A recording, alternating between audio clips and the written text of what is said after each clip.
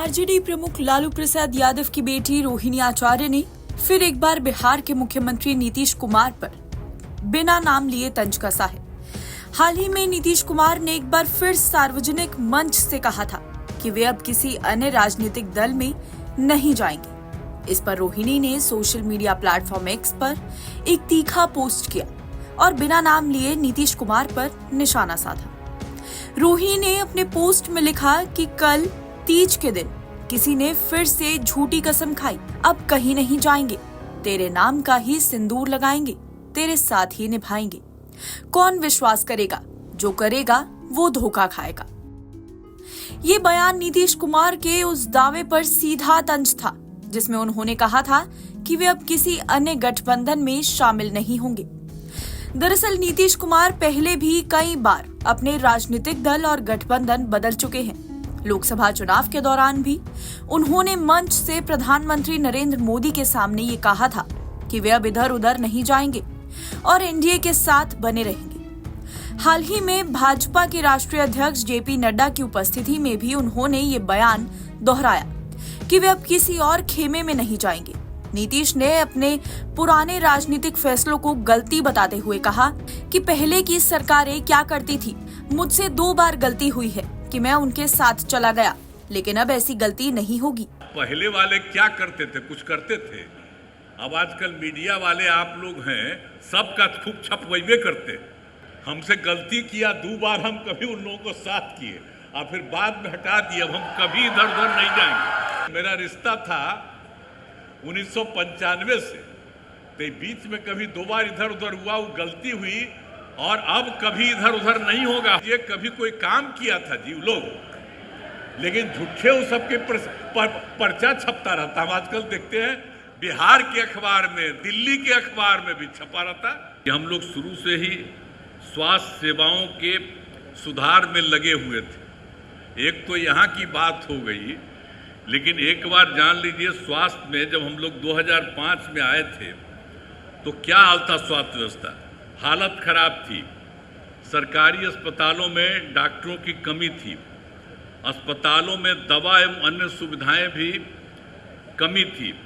प्राथमिक स्वास्थ्य केंद्र में तो इलाज के लिए प्रति माह करीब करीब 39 मरीज ही आते थे, यानी एक दिन में 1 या 2, ये कुल मिलाकर के 1 महीने में उतना होते थे। इतना कम था। तो जब हम लोगों ने जैसे ही सरकार में आए थे, नवंबर 2005 की बात है, तो 2006 से अस्पतालों में मरीजों को मुफ्त दवा देने की शुरुआत की गई और इसके शुभारंभ के लिए तत्कालीन महामहिम उपराष्ट्रपति श्रद्धेय श्री भैरव सिंह शेखावत जी पटना आए थे। उन्हीं को हमने अनुरोध किया था, वो आए थे और उसी में उद्घाटन हुआ। तो आप समझ लिए कि मरीजों के मुफ्त दवा का इंतजाम हुआ।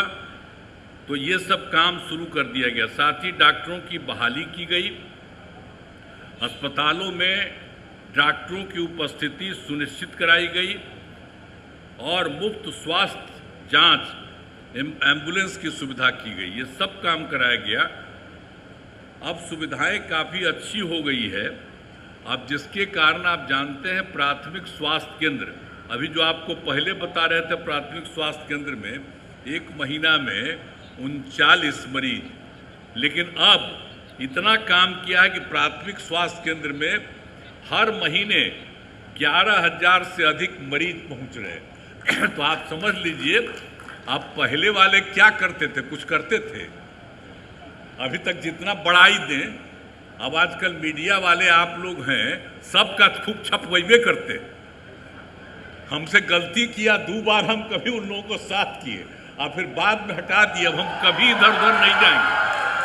हम लोग शुरू से साथ थे।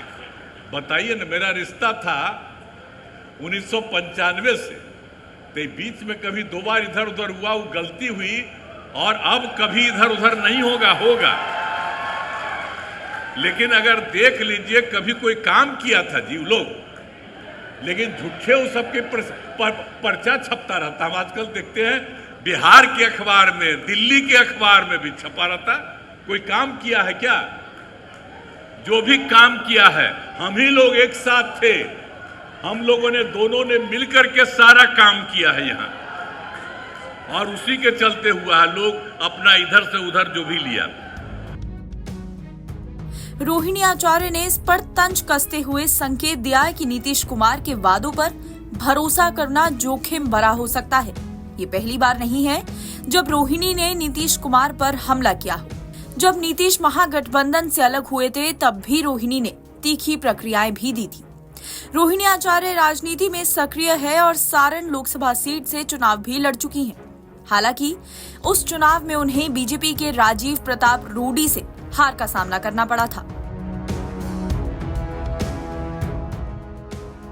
एनबीटी ऑनलाइन की रिपोर्ट।